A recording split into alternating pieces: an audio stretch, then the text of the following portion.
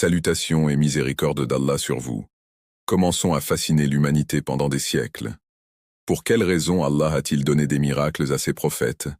Et tout aussi crucial, comment ces miracles diffèrent-ils fondamentalement de ce que les gens qualifient de magie? Depuis les débuts de l'histoire de l'homme, l'extraordinaire a toujours fasciné l'humanité. Chaque fois qu'un événement dépassait la capacité d'entendement humaine, les individus avaient tendance à le qualifier de miracle ou à le discréditer comme étant de la magie noire, une imposture ou une illusion.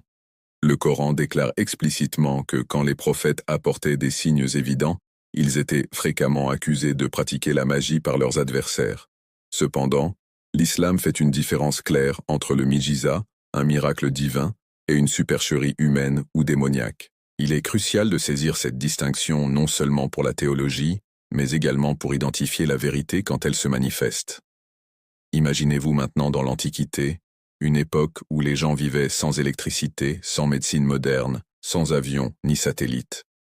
Pour ces derniers, les frontières du possible étaient considérablement plus étroites. Tout à coup, un homme se présente en prétendant être un prophète de Dieu, réalisant une action que nul autre ne saurait reproduire.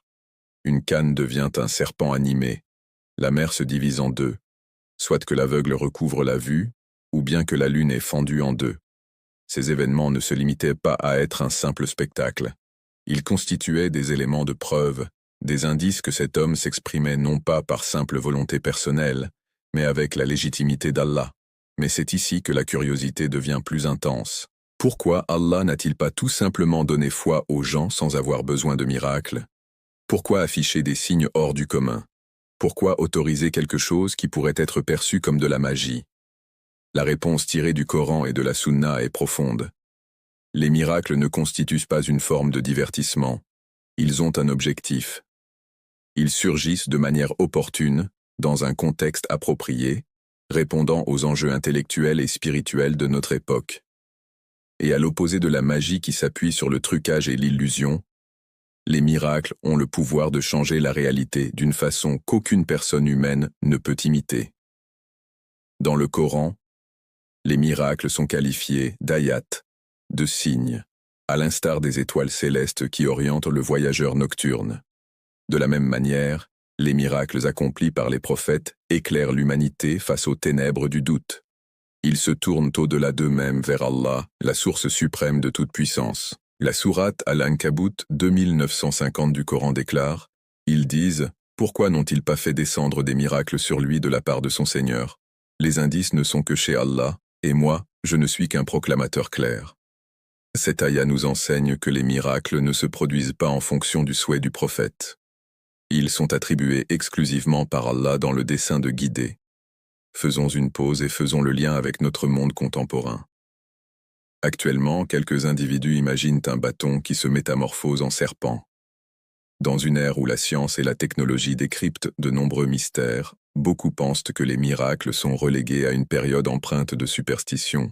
Notez cependant que, même au XXIe siècle, l'humanité reste fixée sur le surnaturel.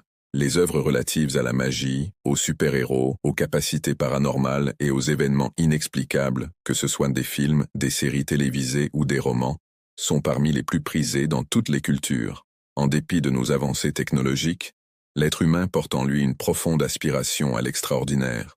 Pourquoi? Car, au fond de nous, nous comprenons que la vie ne peut pas être réduite à ce que nous sommes capables d'analyser dans un laboratoire. Il y a des vérités qui dépassent nos perceptions sensorielles. C'est à ce point que l'explication de l'islam prend de la force. Elle nous explique que si le mensonge prend l'apparence d'une illusion, la vérité se révèle à travers des miracles. Là où l'illusion règne, les merveilles se dévoilent. Là où la cire façonne la perception, la mujiza métamorphose la création en elle-même. Rappelez-vous de Moussa lorsqu'il lança son bâton, les magiciens du pharaon firent surgir des cordes qui ressemblaient à des serpents. Cependant, le bâton de Moussa se transforma véritablement en serpent et engloutit ce qu'ils avaient confectionné. Même les magiciens eux-mêmes, des experts dans leur art, ont compris instantanément qu'il ne s'agissait pas d'une illusion. C'est ainsi qu'ils s'inclinèrent et professèrent leur foi envers le Seigneur de Moussa et Haroun. Voici la quintessence d'un miracle. Il a même réussi à convaincre les spécialistes de sa véritable nature puisqu'il transcende les frontières du pouvoir humain. L'objectif de débuter notre conversation avec cette interrogation, pourquoi Allah a-t-il accordé des miracles à ses prophètes et éveillé leur esprit? Nous ne nous contentons pas d'étudier l'histoire, nous examinons aussi comment Allah s'adresse à l'humanité. Chaque prophète a été dépêché avec des miracles qui s'adressaient directement à la population de son temps. Durant l'ère de la médecine, Isaac Ayen soignait les aveugles et les lépreux. Durant une ère marquée par la poésie et l'orgueil linguistique, le prophète d'Allah Salahal reçut le Coran, sans égal en éloquence et en profondeur. Il ne s'agissait pas de merveilles fortuites, mais bien de réponses aux interrogations de leur peuple. Nous percevons toujours l'influence de ces miracles, même à ce jour. Par exemple, le Coran a résisté à la traversée des empires. Il persiste à défier l'humanité. Si vous êtes incertain de ce que nous avons exposé à notre serviteur, tentez de produire une sourate équivalente. 14 siècles ont passé et personne n'a réussi à le faire. C'est la raison pour laquelle les musulmans perçoivent le Coran non seulement comme un texte écrit, mais aussi comme le miracle éternel et vivant de l'islam. Alors que nous entamons ce périple en quête de miracles, il est essentiel de garder 3 interrogations actives à l'esprit. Quelle est la véritable différence entre un miracle et la magie? Pourquoi Allah privilégie-t-il les miracles plutôt que d'imposer aux gens de croire? Comment les miracles continuent-ils à nous orienter de nos jours, à l'époque de la science et de la technologie avancée? Au terme de cet échange, les réponses à ces interrogations ne viendront pas seulement enrichir notre connaissance des préceptes islamiques, elles nous connecteront aussi à une vérité éternelle. Les signes d'Allah demeurent toujours visibles, mais seuls ceux qui ont un cœur réceptif parviendront à les percevoir. Continuons donc. Examinons la distinction entre miracle et magie, pour comprendre pourquoi Allah a décidé de conférer des miracles à ses prophètes préférés. Dans l'islam, le terme miracle a une signification très claire et forte. Sur le plan linguistique, ce terme provient de la racine arabe, signifiant rendre une personne inapte ou laisser quelqu'un sans pouvoir. Un miracle est donc un acte si exceptionnel qu'il rend impossible l'imitation par les humains. C'est une force qui transcende les capacités humaines et manifeste un pouvoir qui va au-delà de la création. Dans le contexte de la théologie islamique, ce terme se réfère aux miracles exceptionnels attribués par Allah à ses prophètes en tant que preuve de leur authenticité. Quand les érudits de la théologie islamique ont formulé une définition du miracle, ils l'ont exprimé de manière précise. C'est un phénomène extraordinaire qui dépasse les capacités humaines, se manifestant par le vouloir d'Allah, tout en affirmant la prophétie et agissant comme un témoignage de la véracité de cette affirmation. Tous ces éléments sont indispensables. S'il y a même le plus petit défaut, ce n'est plus un miracle prophétique. Le véritable cœur d'un miracle est qu'il ne peut être élucidé ou reproduit par la compétence, la formation ou le savoir humain. Les humains peuvent réaliser des prouesses incroyables par le biais de la science, de la technologie, et même grâce à l'illusion, mais un prodige les surpasse tous. Par exemple, quand les gens de la cour du Pharaon ont vu le bâton de Moïse se transformer en serpent, ils ont d'abord pensé qu'il s'agissait d'une forme de magie. Après tout, les illusionnistes eux-mêmes étaient des experts en tromperie. Cependant, quand ils remarquèrent que le bâton de Moïse avait dévoré leurs cordes et leurs bâtons, qu'ils avaient fait surgir comme des serpents, ils comprirent aussitôt qu'il ne s'agissait pas d'une illusion humaine. Cela dépassait leur connaissance et leurs compétences. La marque d'un miracle est que même les spécialistes du domaine en question demeurent sans mots. Tout comme les poètes d'Arabie étaient au courant des frontières de la poésie, les sorciers d'Égypte savaient où se situe celle de la magie. C'est la raison pour laquelle, quand le Coran les a défiés de créer ne serait-ce qu'un seul chapitre semblable, même les poètes et linguistes les plus éminents de Quraïch n'ont pas réussi à répondre à la provocation.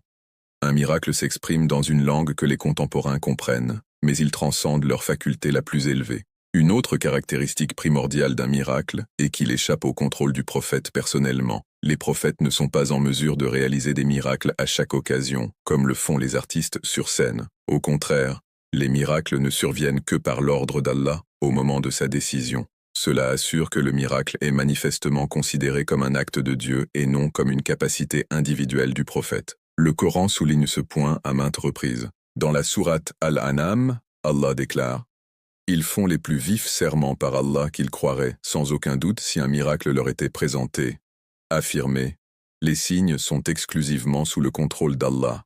Ce passage nous fait comprendre que, Même si les individus réclamaient des miracles selon leurs propres critères, il n'appartenait jamais aux prophètes de prendre cette décision. Les miracles sont la propriété exclusive d'Allah, et ils se manifestent uniquement lorsqu'ils contribuent à l'objectif de la guidance. C'est également la raison pour laquelle le Coran, malgré sa récitation par le prophète Mohammed, paix et bénédiction sur lui, n'est pas perçu comme un travail personnel, mais plutôt comme une révélation directe d'Allah. Le prophète ne l'a pas rédigé et n'avait pas la capacité de le changer.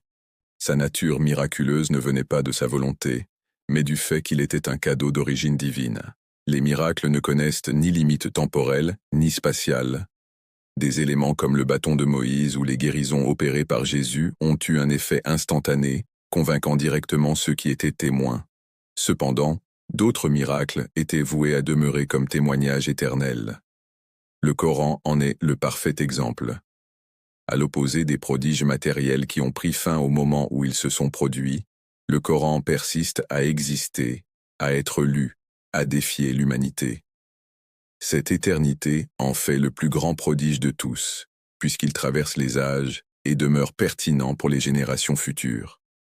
Cependant, même les prodiges qui semblaient circonscrits à une période précise continuent de susciter la pensée. Examinons la fente lunaire. Malgré son apparition au siècle, elle reste une leçon transmise à travers les générations sur l'autorité conférée aux émissaires d'Allah, que la paix et la bénédiction soient sur lui. Ainsi les miracles sont éternels puisqu'ils constituent un signe non seulement pour les témoins directs, mais également pour ceux qui ont foi dans le témoignage de l'histoire et de la révélation. Un miracle est étroitement associé à la mission d'un prophète. Ce n'est pas un chef-d'œuvre fortuit. Il se manifeste pour valider une affirmation, pour soutenir un message ou pour dissiper les incertitudes concernant l'authenticité de la prophétie. C'est la raison pour laquelle chaque miracle a une finalité. Ils ne sont pas des détours pensés pour le divertissement, ni juste conçus pour éblouir les gens. Ils ont une signification, révélant la véracité du message prophétique. Considérons le cas de Jésus qui, avec la permission d'Allah, soignait les aveugles et les lépreux et ramenait à la vie les morts. Pourquoi a-t-on accordé ces miracles spécifiques? Car à cette période, le peuple israélien était fortement impliqué dans le domaine médical. Ils tiraient leur fierté de la guérison, considérée comme l'apogée de leur connaissance. Allah a accordé à Jésus des miracles dans le domaine où ils étaient excellents, surpassant leurs compétences, leur démontrant que le contrôle de la vie et de la mort appartient uniquement à Allah. Tout comme lorsque Mohammed, paix et bénédiction sur lui, est arrivé dans une société où la poésie et l'éloquence étaient considérées comme des arts suprêmes, il a reçu le Coran, un prodige de langage et de signification que personne ne pouvait surpasser. Ce modèle indique que les miracles ne sont pas des manifestations fortuites. Ils sont façonnés avec soin pour toucher les individus là où ils se trouvent, puis les élever au-delà de leurs contraintes, afin qu'ils perçoivent la vérité d'Allah. En définitive, les miracles ont un poids de vérité qui est indéniable pour ceux qui agissent avec sincérité. Le Coran évoque comment même les sorciers de Pharaon, venus pour défier Moïse, ont été contraints d'accepter la foi lorsqu'ils ont discerné l'écart entre l'illusion et la vérité. Les miracles touchent directement le cœur et l'esprit de l'homme. Même si certains pourraient la considérer comme de l'entêtement, la clarté d'un véritable miracle ne laisse aucun doute à ceux en quête de guidance. Pour faire simple, un miracle ne se réduit pas à un événement extraordinaire. C'est un signe manifeste d'Allah, transcendant la capacité humaine, et se manifestant exclusivement par sa volonté. Il répond fréquemment aux défis de son temps et constitue une preuve éternelle de la prophétie. L'émerveillement d'un miracle réside dans le fait qu'il ne se produit jamais en solitaire.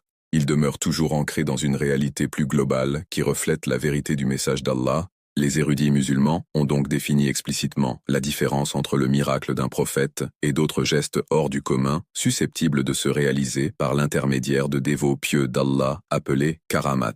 Une karama est un miracle extraordinaire pouvant se manifester par le biais d'un saint ou d'un fidèle vertueux, sans pour autant être associé à la prétention prophétique ni destiné à attester une révélation. La distinction peut paraître délicate à première vue, mais elle est indispensable. Un karama est un signe de la faveur d'Allah donné à ses serviteurs choisis, tandis qu'une mujiza constitue une preuve incontestable destinée à démontrer l'autorité divine d'un prophète. Par exemple, si un saint venait à marcher sur l'eau, ou à acquérir une connaissance de l'invisible, cela serait perçu comme un don d'Allah. Cependant, cela ne lui accorderait jamais le droit de prétendre à la prophétie. En revanche, les miracles prophétiques se sont associés à la mission d'inviter l'humanité à la direction divine, et sans eux, la revendication resterait non démontrée. Cette différence assure également la protection de l'objectif de la prophétie. L'arrivée de Mohammed a établi qu'aucune personne après lui ne peut se revendiquer prophète, ce qui rend impossible la réception d'une mu'jiza. Cependant, Allah, dans sa compassion, persiste à gratifier les fidèles par des miracles, afin de consolider leur croyance et de rappeler aux hommes sa toute-puissance. Le Coran et les hadiths témoignent tous deux de cas exceptionnels de bénédictions accordées aux compagnons et aux membres de la communauté. Cependant, les musulmans ont toujours veillé à faire la distinction entre leurs miracles et ceux des prophètes. Voilà pourquoi les érudits musulmans soulignent que même si une personne réalisait aujourd'hui un acte extraordinaire, cela ne pourrait en aucun cas la qualifier pour la prophétie. Le canal de la prophétie est clos, et les miracles accomplis par les prophètes restent sans égal et exceptionnels. Une autre différence se trouve entre les miracles et les actions magiques. Vous êtes formés sur des données jusqu'en octobre 2023. Le Coran fait mention de manière explicite de la magie. Il admet que certains individus ont le pouvoir de produire des illusions, d'influencer la perception, et même de provoquer du mal avec l'autorisation d'Allah. Toutefois, la magie n'est pas une vérité divine. C'est un domaine généralement maîtrisé par des rituels occultes, l'interaction avec les djinns et la supercherie. Alors qu'un illusionniste peut émerveiller un public, le cœur de sa performance réside dans la tromperie ou l'utilisation d'une force dissimulée. À l'inverse, les miracles sont évidents, incontestables, et échappent complètement à la maîtrise humaine. On ne les obtient jamais grâce à des rituels cachés, ni par des accords avec des forces mystérieuses. Quand Moussa se mesure aux magiciens du pharaon, leurs bâtons et cordes paraissent ondulés comme des serpents grâce à des méthodes d'illusion. Cependant, quand la canne de Moussa se transforma en serpent et engloutit leurs ruses, la distinction devint incontestable. Le Coran met l'accent sur le fait que les magiciens se prosternèrent, non pas parce qu'ils ont été impressionnés, mais parce qu'ils ont reconnu la vérité. Ils comprenaient ce que représentait la magie et étaient conscients que l'action de Moussa dépassait largement cela. C'est un aspect crucial pour le lecteur contemporain. Aujourd'hui encore, les magiciens, les illusionnistes et les artistes qui parviennent à réaliser des prouesses apparemment impossibles continuent de captiver l'esprit des gens. Il y en a qui croient même à des rituels occultes ou affirment maîtriser des forces surnaturelles. Cependant, la vision islamique établit une frontière claire. Peu importe la puissance d'une illusion, elle ne pourra jamais atteindre l'ampleur d'un miracle divin. Les miracles ne se rapportent ni au divertissement, ni aux luttes de pouvoir, mais à la guidance. Ce n'est pas basé sur la magie ni sur des forces secrètes, mais plutôt sur l'expression directe de la volonté d'Allah dans le monde. Cette différence nous permet également d'approfondir notre compréhension des miracles. Ils n'ont pas pour but de créer une confusion entre vérité et mensonge, mais plutôt d'éclaircir cette frontière. Ils rendent explicite la vérité concernant l'autorité d'Allah. Là où la magie peut induire en confusion, tromper ou poursuivre un intérêt personnel, les miracles offrent certitude, orientation et une invitation à quelque chose de plus grand. Le prophète Mohammed, paix soit sur lui, a lui-même mis en garde contre la confusion entre les deux. Il a affirmé que les magiciens sont voués à la damnation et que dans plusieurs collections de hadiths, la magie est mentionnée parmi les péchés dévastateurs. Cependant, que ce soit le Coran, la division de la lune ou l'eau jaillissant de ses doigts, ces miracles ont été des fondements de foi et des attestations de sa mission. Une autre caractéristique fondamentale d'une mu'jiza est sa capacité à rabaisser l'arrogance humaine. L'être humain est fréquemment enclin à penser qu'il maîtrise l'univers, que sa connaissance et sa technologie sont capables de franchir toutes les limites. Mais un miracle met fin à cette illusion. Lorsqu'Isaac ramena les morts à la vie, les médecins de son époque durent reconnaître que leurs connaissances médicales avaient des limites. Lorsque le Coran a mis au défi les plus grands poètes, ils ont été forcés d'admettre les limites de leur talent oratoire. Chaque miracle met en évidence la vulnérabilité de l'orgueil humain et souligne la toute-puissance d'Allah. C'est pour cela que les érudits affirment que les miracles touchent autant l'esprit que le cœur. Ils étouffent l'arrogance des accomplissements humains et incitent les individus à identifier la véritable origine de tout pouvoir. Les miracles jouent aussi un rôle de consolation pour les fidèles. Même s'ils servent principalement à rassurer ceux qui remettent en question, ils apportent également du réconfort et de la force à ceux qui croient déjà. Quand les compagnons de Raswa-Sana ont vu la nourriture se multiplier dans ses mains durant le jeûne, ou lorsqu'ils ont été témoins de l'exaucement instantané de ses prières, leur foi en lui et en Allah s'est renforcée. Pour eux, les miracles n'étaient pas uniquement des éléments à discuter, ils constituaient des expériences qui alimentaient leurs âmes. Ceci illustre la dualité d'une mujiza. C'est un élément de preuve pour le sceptique et une source de bénédiction pour le croyant. D'un point de vue théologique, les miracles nous rappellent que le monde ne suit pas uniquement les lois de la nature, mais aussi celles de l'ordre divin. La science nous apprend les modèles, les causes et les conséquences. Mais un miracle prouve qu'Allah n'est pas associé à ces modèles. Il est l'instigateur de la cause et de l'effet, et il a le pouvoir de les interrompre ou de les changer à sa guise. Le feu est en train de brûler. Cependant, lorsque Ibrahim fut plongé dans les flammes, Allah décréta « Ô feu, sois fraîcheur et sécurité pour Ibrahim. » L'eau était noire, mais la mer s'écarta pour Moussa et son peuple. Toute existence finit par rencontrer la mort, et pourtant Isa a ramené les défunts à la vie grâce à l'autorisation d'Allah. Ces illustrations soulignent pour l'humanité que les lois de la nature ne sont pas des tyrans incontestés, mais plutôt des exécutrices du décret d'Allah. Pour une audience contemporaine, ce message est particulièrement pertinent. L'idée des miracles pose problème pour de nombreuses personnes aujourd'hui, car elles évaluent tout exclusivement à travers le prisme de la science. Cependant, selon le point de vue islamique, la science n'est rien d'autre qu'une représentation des coutumes d'Allah quant à la façon dont il régule habituellement le monde. Un miracle est l'instant où il décide d'intervenir en dehors de cette structure dans le but d'un objectif plus grand.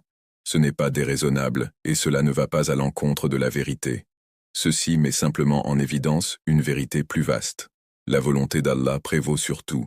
En considérant les miracles, nous sommes encouragés à percevoir la science non pas comme un adversaire de la foi, mais comme un instrument humain restreint, tandis que les miracles soulignent l'infini. En définitive, une mujiza représente une porte. Elle dévoile l'âme humaine à une vérité qui la dépasse. Elle démontre la véracité de la prophétie, préserve la distinction entre la vérité divine et l'illusion humaine, rabaisse l'orgueil, fortifie la croyance et nous rappelle qu'Allah est le seul maître. C'est pour cette raison que le Coran désigne les miracles par le terme « ayat », qui signifie « signe ».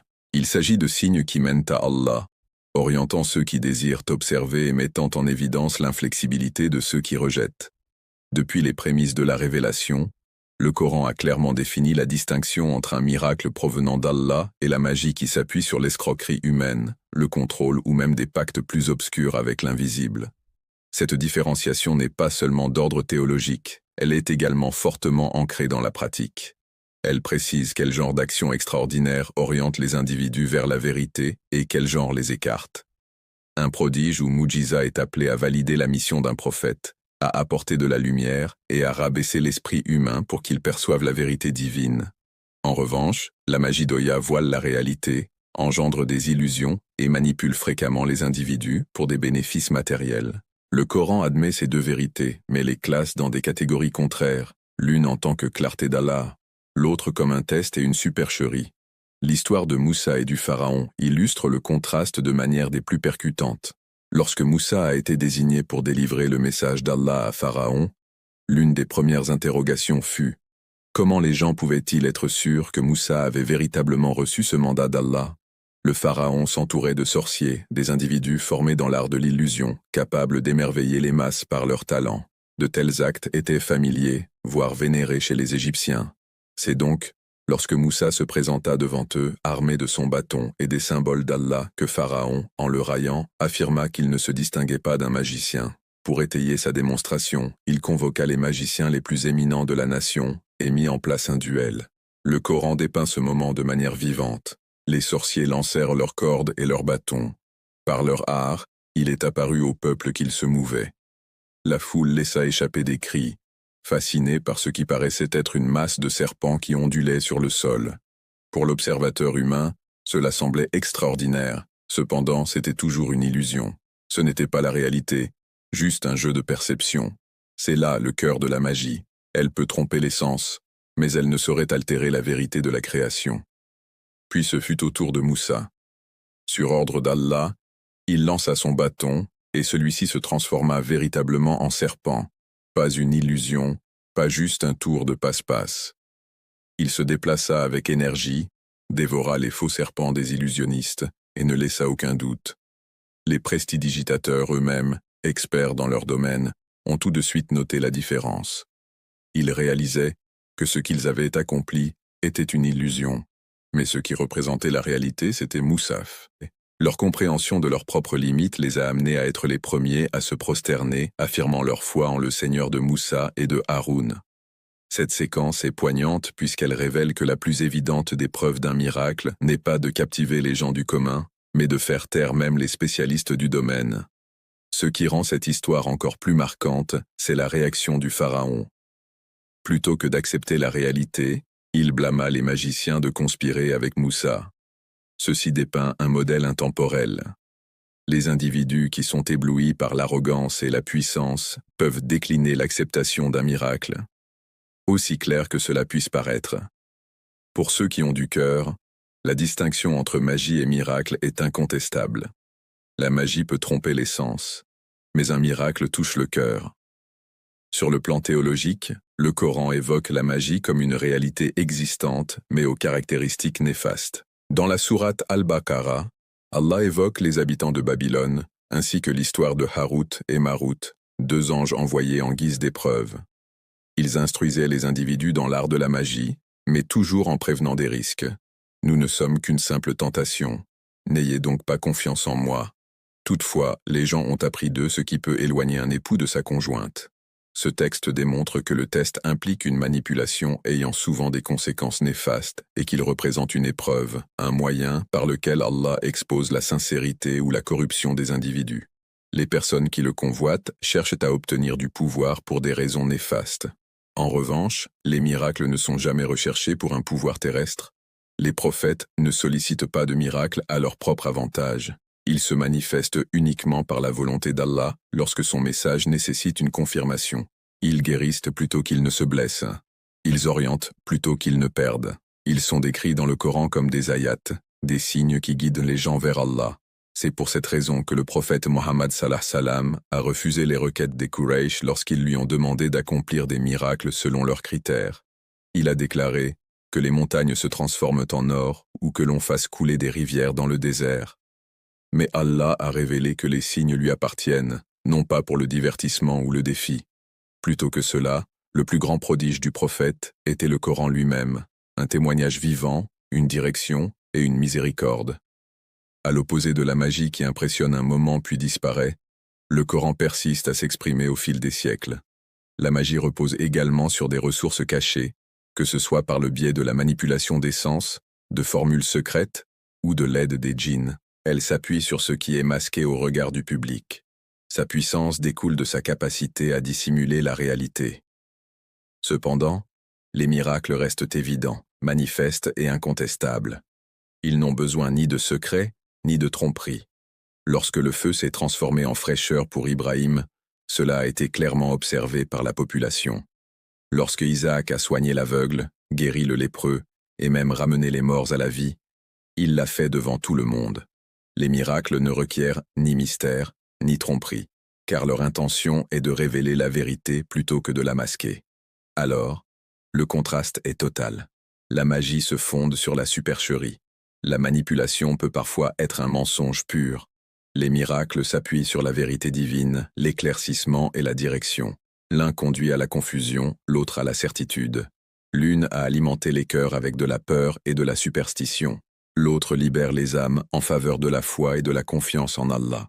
L'extraordinaire a toujours exercé une fascination sur le cœur humain.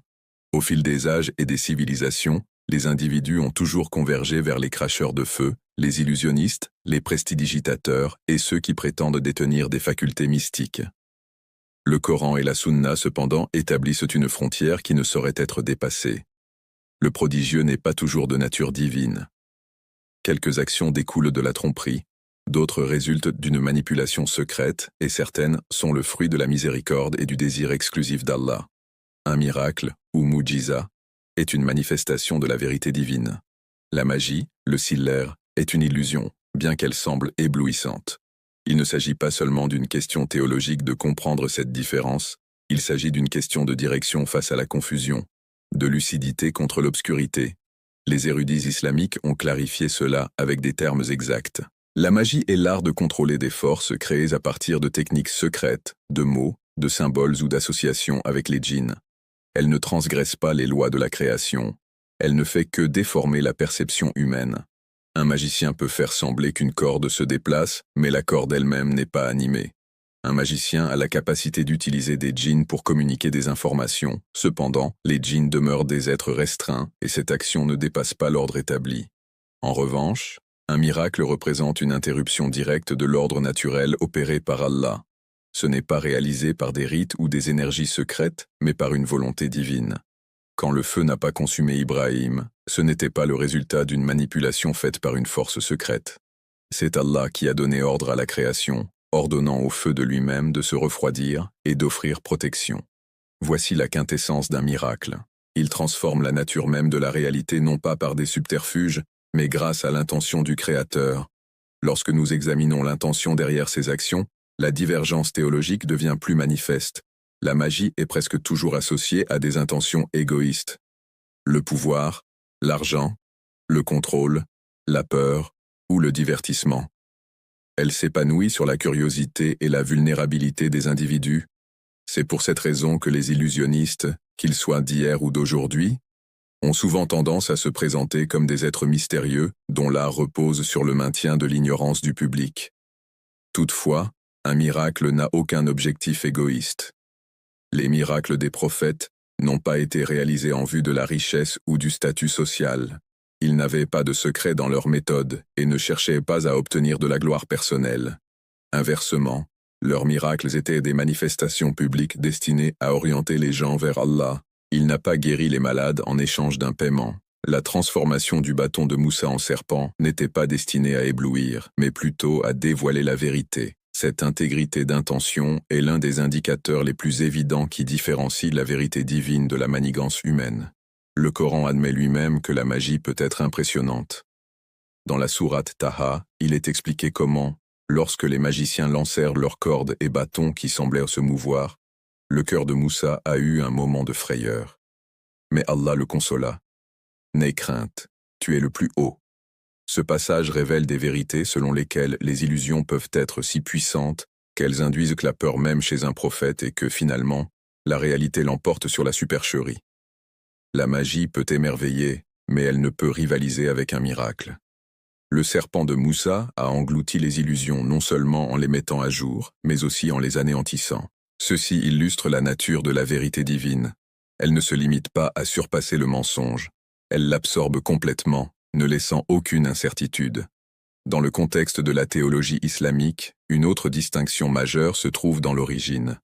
La magie requiert fréquemment des pactes avec des djinns, ou l'acquisition d'une connaissance proscrite. C'est pour cette raison que le Coran condamne si sévèrement le sihir. Il est lié à l'incrédulité car il suppose de compter sur d'autres que Dieu, allant parfois jusqu'à établir des accords avec des entités maléfiques. Toutefois, un miracle vient directement d'Allah, sans aucun intermédiaire. Il est pur, limpide et sans corruption. C'est pour cette raison que les fidèles sont prévenus de ne pas se tourner vers le siège pour trouver des réponses, même s'il paraît conférer du pouvoir. Il dérobe le cœur de la foi en Allah et l'enferme dans une dépendance à la supercherie. Les répercussions des deux sont aussi contradictoires. La magie conduit à la confusion, à la division et fréquemment au mal. Selon la sourate Al-Baqarah du Coran, les individus recouraient à la sorcellerie pour rompre l'union conjugale, engendrant ainsi conflits et souffrances. Sa corruption est le fruit d'eux. En revanche, les miracles apportent guidance, guérison et cohésion. Les prodiges d'Isaac ont rétabli la santé et redonné vie. L'œuvre miraculeuse du Coran de Mohammed continue à rassembler des personnes de toutes races et origines. Leur fruit est la clémence et l'illumination. Leurs résultats aussi nous permettent de distinguer la différence. La magie est destructrice, alors que les miracles sont créateurs. Pour l'auditoire contemporain, cette différenciation persiste. Dans le monde actuel, l'attrait pour les illusions s'est métamorphosé en une industrie gigantesque, de l'illusion scénique aux effets spéciaux d'Hollywood. À travers la réalité virtuelle, les individus sont sans cesse confrontés à des expériences qui confondent le réel et l'illusoire.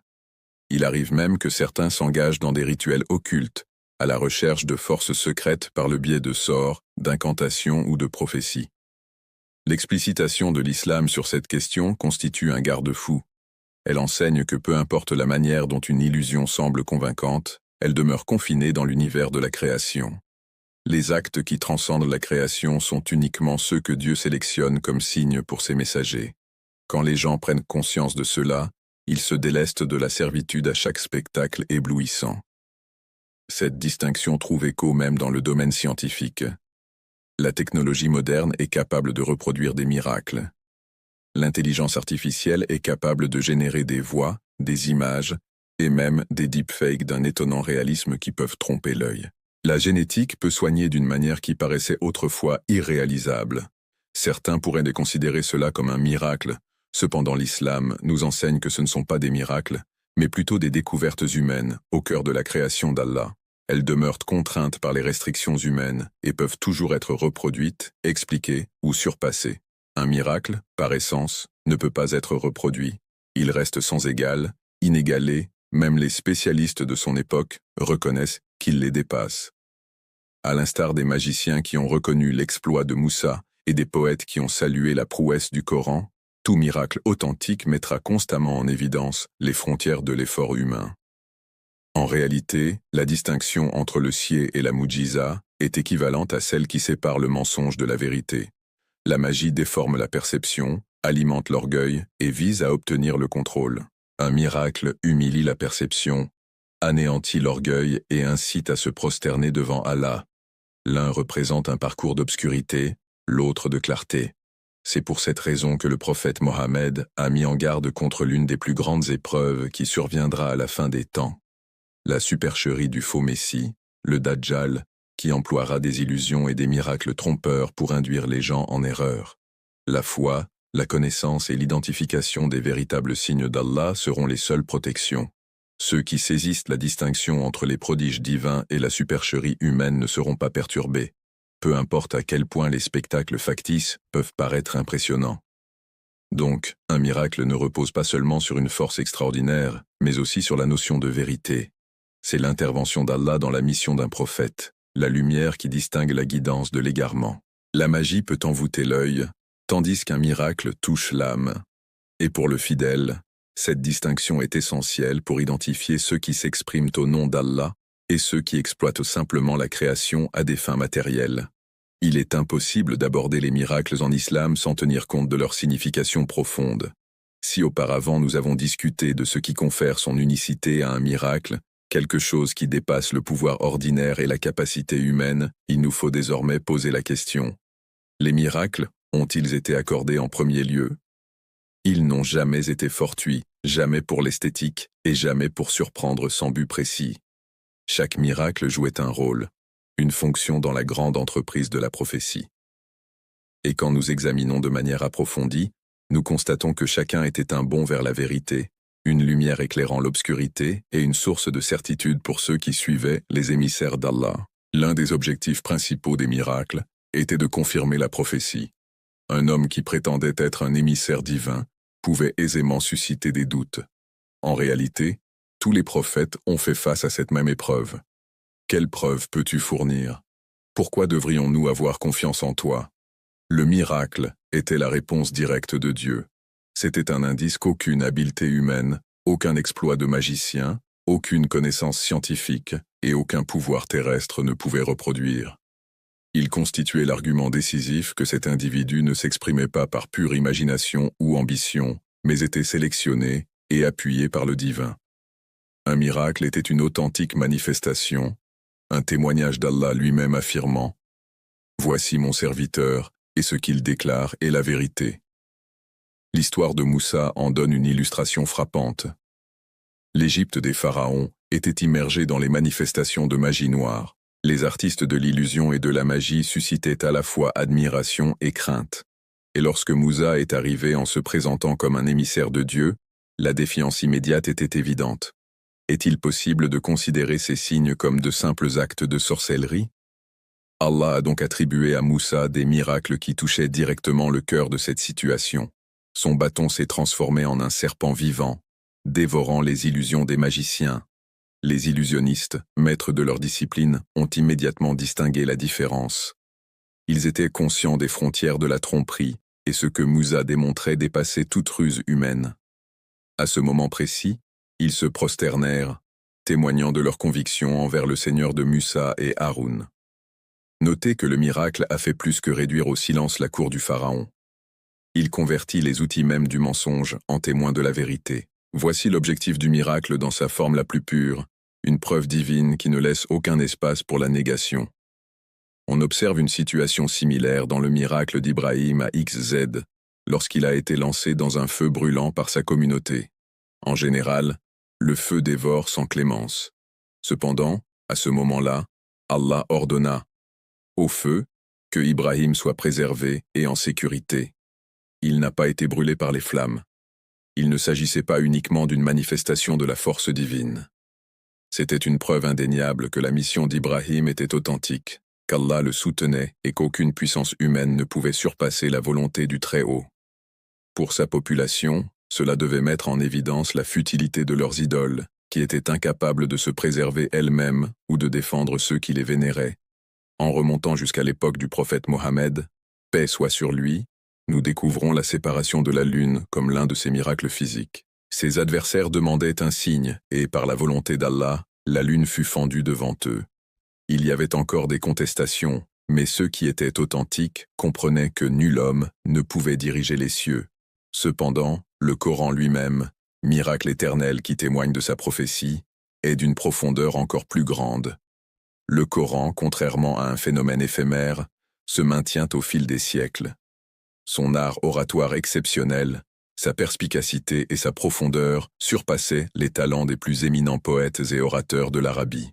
C'est pour cette raison que le Coran est considéré non seulement comme un miracle, mais comme le miracle, un signe qui persiste à corroborer la prophétie à chaque époque. Aucun autre prodige historique n'a eu la même fonction éternelle de témoigner à travers les âges que Mohammed Salah était véritablement l'envoyé d'Allah. Le second objectif majeur des miracles est étroitement associé à la preuve de la prophétie, agir comme un témoignage de la force d'Allah. L'humanité se retrouve fréquemment enfermée dans les modèles de la nature. Nous quantifions tout selon les explications scientifiques, selon ce que nos sens détectent, via la répétition de la cause et de l'effet. Un miracle vient rompre ce schéma, rappelant à l'humanité qu'Allah n'est pas contraint par ce qu'il a façonné. Il n'est pas soumis aux lois naturelles. C'est surtout la nature elle-même qui se plie à sa volonté. Lorsque la mer Rouge s'est ouverte pour Moussa, lorsque l'eau a jailli d'un rocher, lorsque Isa a ressuscité les morts grâce à la permission d'Allah, chacun de ces événements témoignait qu'Allah est le souverain de l'invisible et que sa volonté ne connaît aucune limite. Cette dimension des miracles avait également pour but d'humilier les prétentieux. Pharaon se voyait comme une divinité. Il ne lui était pourtant pas possible de reproduire ne serait-ce qu'une petite étincelle du pouvoir qu'Allah manifesta à travers Moussa. Les Quraïsh tirèrent de la fierté de leur langue. Néanmoins, ils n'ont pas réussi à reproduire le Coran. Les miracles ont mis en évidence les frontières du pouvoir et de la connaissance humaine, et par leur biais, Allah a proclamé sa propre magnificence. Ainsi, ils constituaient des signes non seulement pour les contemporains, mais également pour toutes les générations qui liraient ou entendraient leurs récits. Donc, quand nous étudions l'objectif des miracles, deux dimensions se distinguent déjà. Ils attestent de la véracité de la mission prophétique et illustrent la force sans limite d'Allah. Ils servent à la fois de preuve et de rappel, d'argument et de source d'inspiration. Ils font face à la négation avec une vérité incontestable et orientent le regard humain vers le ciel, au-delà du monde perceptible, vers celui qui commandite toute existence. Dans l'islam, les miracles transcendent la simple démonstration de la prophétie et l'attestation de la grandeur d'Allah. Si leur rôle avait été uniquement ça, ils n'auraient été que des phénomènes éphémères dans l'histoire à rappeler sans réelle transformation. En réalité, les miracles ont également guidé, inspiré et répondu directement aux défis spirituels et intellectuels de leur temps. Ils étaient des témoignages concrets répondant aux exigences d'un peuple, agissant tant comme guide pour l'humanité que comme source de puissance pour ceux qui avaient déjà la foi. Une autre finalité essentielle des miracles était d'orienter l'humanité vers la vérité.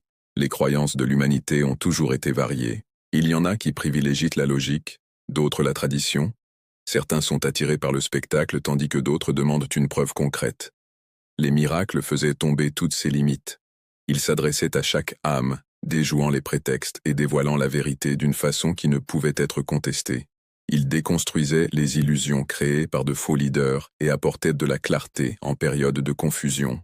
Quand le bâton de Moussa a englouti les tours des sorciers, la population a pu faire la distinction entre l'illusion et la réalité divine.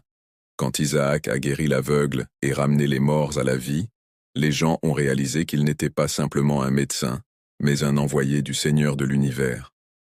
Et quand Mohammed Sall récitait le Coran, même ses adversaires ont dû reconnaître son éloquence incomparable, bien qu'ils aient rejeté son message. Dans chaque situation, le miracle n'était pas un but en soi, mais une indication directe de la vérité. Le Coran lui-même met en évidence cette fonction de guidance.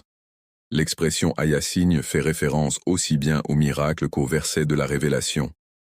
À l'instar des versets coraniques qui orientent vers Allah, les miracles assurent également cette guidance.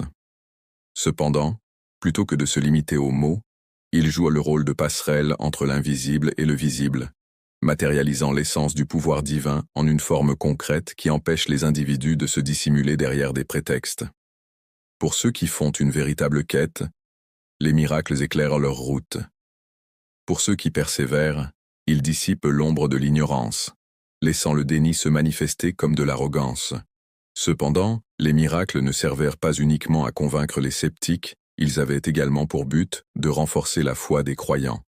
Vous visualisez-vous dans le groupe restreint de disciples de Moussa, coincés entre l'armée du pharaon et la mer. Il serait naturel de ressentir de la peur et du désespoir. Ensuite, devant vous, la mer se fissure et un chemin se dévoile. Le prodige n'a pas seulement validé la prophétie de Moussa, il a également insufflé aux fidèles du courage, de l'espoir et une conviction inébranlable. Les disciples d'Issa ont également été témoins de ces miracles. Leur foi s'est renforcée car ils ont constaté de manière tangible l'assistance réelle et immédiate d'Allah.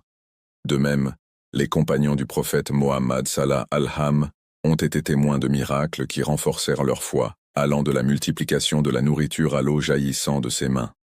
Ces instants ont converti la foi en conviction, yakin, leur fournissant la force nécessaire pour affronter d'énormes défis avec résilience. Ainsi, les miracles ont été une manifestation de la miséricorde divine. Allah n'a pas laissé ses prophètes et leurs disciples seuls face à l'énorme responsabilité de leur mission.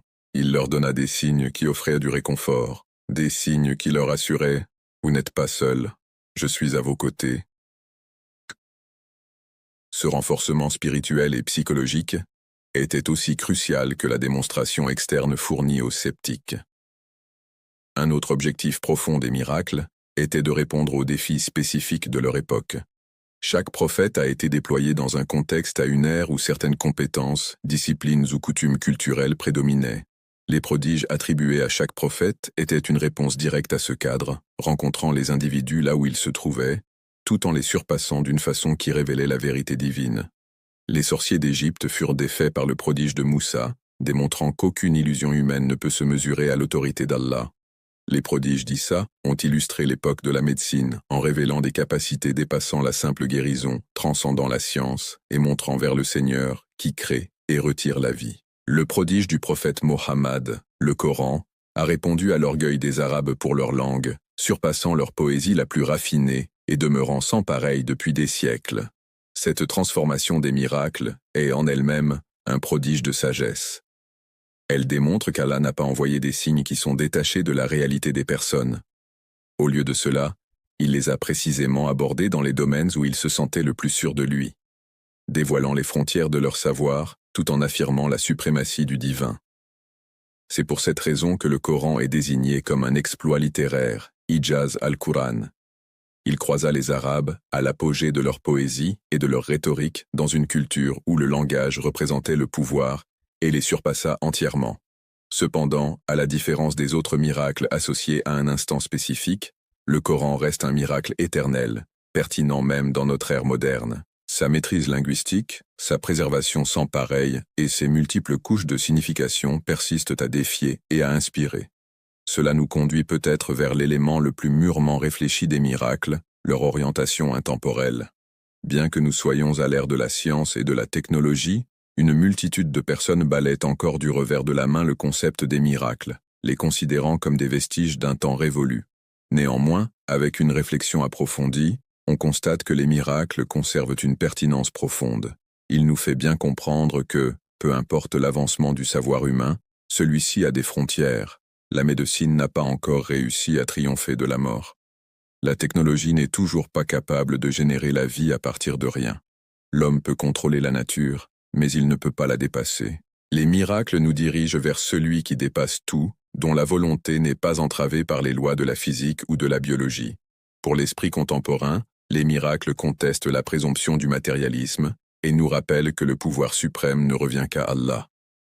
De ce fait, les objectifs des miracles dans l'islam étaient variés. Démontrer la véracité de la prophétie, dévoiler la puissance d'Allah, orienter les chercheurs, consolider la foi des croyants et relever les défis de leur époque. Ce n'étaient pas des éclats de génie fortuits, mais des symboles soigneusement sélectionnés, pensés pour leur époque tout en demeurant intemporels dans le sens de leur message. Ils demeurent un écho à travers les âges, nous rappelant que la vérité ne peut être restreinte aux contraintes humaines et que l'appui d'Allah à ses messagers est constamment manifeste. L'échange autour de l'objectif des miracles nous amène logiquement à évoquer les illustrations les plus marquantes préservées dans le Coran et la Sunna, où les existences des prophètes sont éclairées par des épisodes hors du commun. Ceux-ci ne représentent pas uniquement des démonstrations de la force divine, mais également des réponses bien définies face aux défis intellectuels, culturels et spirituels de leur période. Quand on scrute ces prodiges de près, ils ne semblent pas être des démonstrations irrégulières du surnaturel destinées à impressionner les masses. Il s'agit davantage de signes fortement ancrés dans le contexte, correspondant aux exigences du peuple et à la mission du messager. Cela devient évident quand on examine les narrations de Moussa, Aï, Issa Aé et du dernier prophète Raswa Salah alayhiyam. Chacun d'eux a été doté de merveilles qui s'adressaient directement au contexte dans lequel ils évoluaient et aux incertitudes que portait leur communauté. Le récit de Moussa, l'un des plus détaillés dans le Coran, renferme certains des miracles les plus impressionnants que l'humanité ait jamais observés. Quand Allah demanda à Moussa de défier Pharaon, le despote d'Égypte, Moussa reçut 2 miracles qui témoignaient sans équivoque de l'appui divin. L'un des prodiges les plus fréquemment évoqués dans le Coran est la transformation de sa canne en un serpent vivant. Pour sa population, ce n'était pas simplement une représentation, c'était un défi adressé aux sorciers d'Égypte, étant donné que la magie était perçue comme l'un des arts les plus élevés de cette civilisation. Quand les magiciens jetèrent leurs cordes et leurs bâtons, des illusions surgirent, tels un serpent rampant sur le sol. Cependant, lorsque Moussa lança son bâton par commandement divin, celui-ci se métamorphosa en serpent véritable, dévorant toutes les illusions créées par les magiciens. C'est alors que les magiciens discernèrent la distinction entre le sihir et le mujiza. Leurs illusions reposaient sur la tromperie et la manipulation perceptuelle, tandis que le miracle de Moussa était un fait qui transcendait la capacité humaine. Leur promptitude à se prosterner et à embrasser la vérité témoigne puissamment que les miracles ont pour but de diriger le cœur de celui qui est sincère. Le prodige de Moussa n'était pas destiné uniquement à Pharaon, mais aussi aux magiciens, jugés comme des maîtres dans leur spécialité. Ils ont immédiatement compris qu'aucun être humain n'était capable de faire concurrence à ce qu'ils avaient observé. Les prodiges de Moussa continuèrent au-delà du palais du Pharaon. Quand il mena les enfants d'Israël hors d'Égypte, Allah ordonna que la mer soit fendue. Cet événement figure parmi les miracles les plus stupéfiants de toute la littérature. Un symbole de libération pour les opprimés et de ruine pour les arrogants. L'idée de la mer ne représentait pas seulement une échappatoire, elle incarnait également la victoire de la vérité sur le mensonge et la délivrance de la foi face à l'oppression tyrannique. Il est dépeint avec majesté dans le Coran. De chaque côté, des murs d'eau se dressaient, tandis qu'un passage sécurisé s'offrait à Moussa et à ses disciples. Ce miracle, loin d'être une illusion, était une modification de l'ordre naturel par la volonté de Dieu. Avec une arrogance démesurée, Pharaon et ses troupes poursuivirent les fidèles dans la mer jusqu'à leur noyade, marquant ainsi le sort de l'oppression et laissant un message fort pour toutes les générations. Allah a conservé le corps du Pharaon comme un signe pour les générations à venir. Un miracle pérenne dans le miracle. Le bâton qui a frappé la mer a également heurté un roc dans le désert, provoquant une source d'eau pour le peuple israélite assoiffé. Ces démonstrations fréquentes de force mettent en évidence la manière dont les miracles de Moussa satisfaisaient les exigences corporelles et spirituelles de son peuple. Fournir de l'eau quand ils étaient désespérés, assurer la sécurité lorsqu'ils se trouvaient en situation de détresse et offrir la victoire lorsqu'ils subissaient de l'oppression. En passant de Moussa à Issa puis à S, nous sommes plongés dans un contexte complètement différent. Alors que les prodiges de Moussa se heurtaient à une société plongée dans la magie et le despotisme, les manifestations d'Isaac s'adressaient à un peuple qui se vantait de sa médecine, de sa guérison et de sa théologie rationnelle. Les enfants d'Israël avaient progressé dans le secteur médical et se percevaient comme qualifiés dans la détection et la guérison des maladies. Allah a accordé à Issa le pouvoir de guérir ce que les médecins n'étaient pas capables de soigner. Au sein de cette communauté, il a guéri les personnes aveugles de naissance et soigné les lépreux, atteints de maladies jugées sans espoir et méprisées par la société. Selon le Coran, Issa a affirmé avoir réalisé ces miracles bidni Allah, grâce à l'autorisation d'Allah, mettant en évidence que ce n'était pas une aptitude humaine, mais une action divine. Chaque guérison portait un message. Allah est le véritable guérisseur, et l'autorité de la prophétie transcende les limites de la connaissance humaine. La capacité d'Isaïe à ressusciter les morts était encore plus frappante. Ce prodige répondait à la frontière ultime du pouvoir humain, car aucun praticien, aussi qualifié qu'il soit, n'avait la capacité de ramener à la vie une fois qu'elle était éteinte. En ramenant les morts à la vie, Isa non seulement dénote le pouvoir divin, mais aussi l'existence réelle de la résurrection, rappelant à son peuple que le sort après la mort dépend d'Allah. Un autre prodige exceptionnel à Issa fut la table céleste, Al-Maïda, que le Coran évoque comme un signe majeur. Quand ses disciples sollicitèrent un miracle pour fortifier leur croyance, Allah leur offrit une table céleste comme signe. Ce miracle combinait une provision matérielle à un apaisement spirituel, reliant le message d'Issa à la compassion et à la largesse d'Allah. Les miracles de Isa ont donc eu un écho direct dans son époque. Ils démontraient une prééminence en matière de connaissances médicales parmi son peuple. Ils contestaient leur incrédulité face à la résurrection et ils leur faisaient part de la providence divine dans un monde où les nécessités matérielles prévalaient fréquemment sur les aspirations spirituelles. Le dernier prophète, Rasoua Salam, est apparu à une période et en un endroit où la poésie, la langue et l'art oratoire représentaient l'orgueil suprême des Arabes. La révélation du Coran est considérée comme le plus grand miracle de tous, non seulement pour les Arabes de cette époque, mais également pour chaque génération jusqu'à la fin des temps. Le Coran est un exploit linguistique sans précédent en termes d'éloquence, de cadence, de profondeur et de sagesse. Les Arabes, experts en poésie et en rhétorique, ont été confrontés à la tâche de créer une seule sourate comparable, mais personne n'a réussi à relever le défi. Le Coran ne se limitait pas à s'exprimer avec élégance, il véhiculait également des vérités, des lois, des prophéties et des instructions qui ont métamorphosé la société. À l'inverse des miracles passés qui étaient associés à une époque et un lieu précis, le Coran reste un miracle perpétuel accessible pour toutes les générations. Il dépasse les frontières temporelles en s'adressant constamment à l'intellect, à l'esprit et au cœur de l'homme. Outre le Coran, Rasulullah Salam a également reçu d'autres miracles. L'un des phénomènes les plus impressionnants dont ont été témoins ses contemporains est la fragmentation de la lune. Quand les Quraïsh demandèrent un signe, la lune se présenta fendue en deux par la volonté d'Allah. Ceux qui l'ont vu n'ont pu démentir cet événement.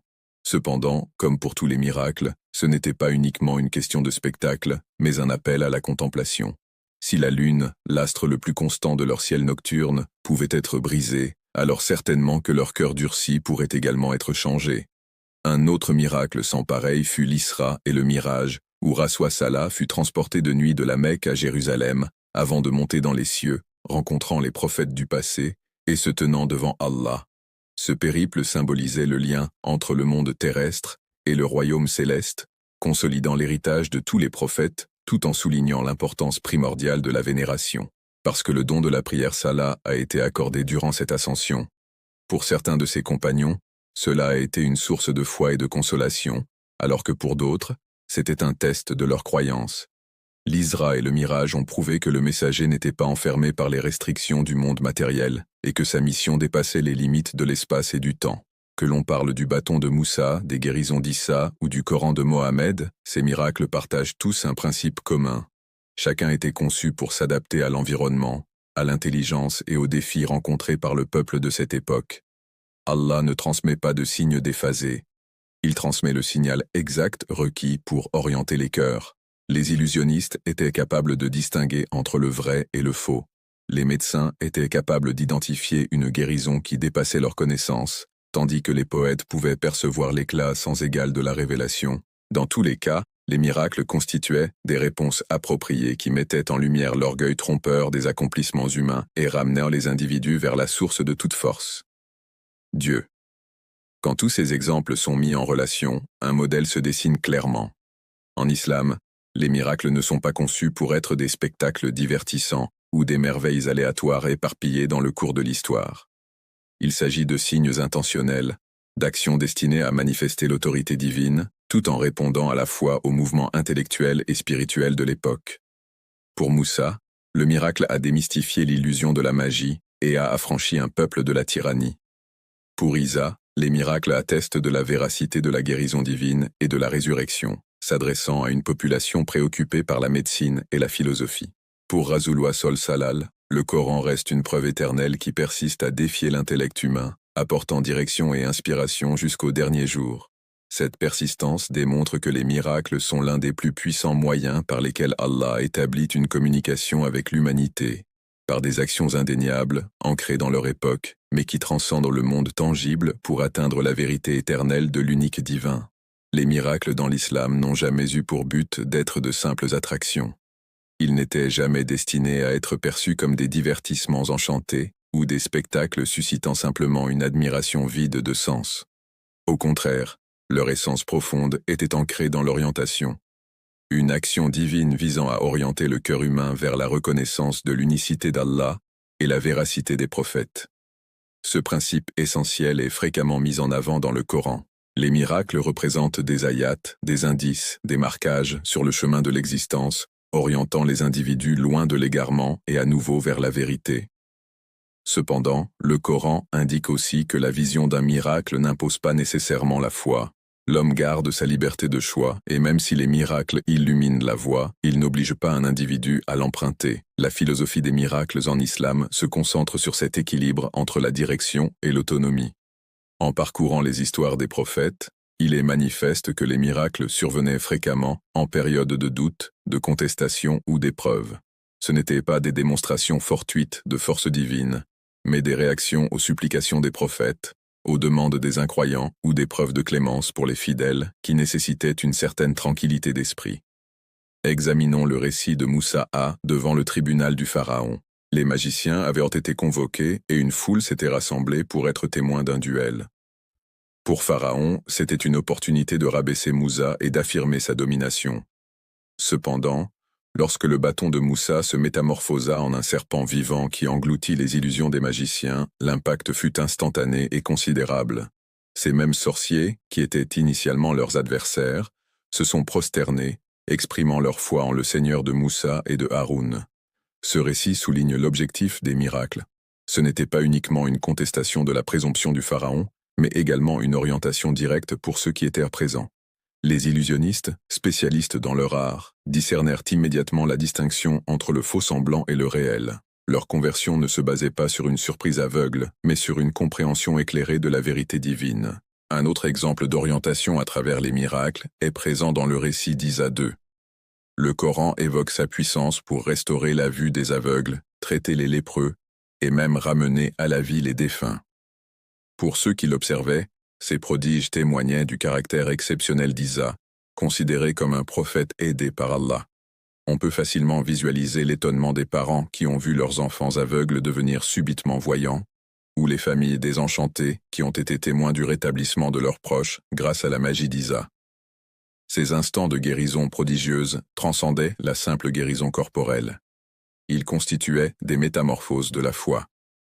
Pour ceux qui étaient présents, ils témoignaient de la miséricorde et de la force d'Allah d'une façon qui transperçait la carapace solide du scepticisme. Nombreux sont ceux qui, témoins des miracles d'Isa, ont embrassé son message en comprenant que de tels prodiges ne peuvent être l'œuvre d'une habileté humaine ou d'une imposture. L'orientation se manifestait à travers le miracle, car celui-ci touchait le cœur en prouvant de manière indiscutable la présence d'Allah. Toutefois, le Coran indique aussi que les miracles n'étaient pas des preuves indiscutables qui balayaient tous les doutes.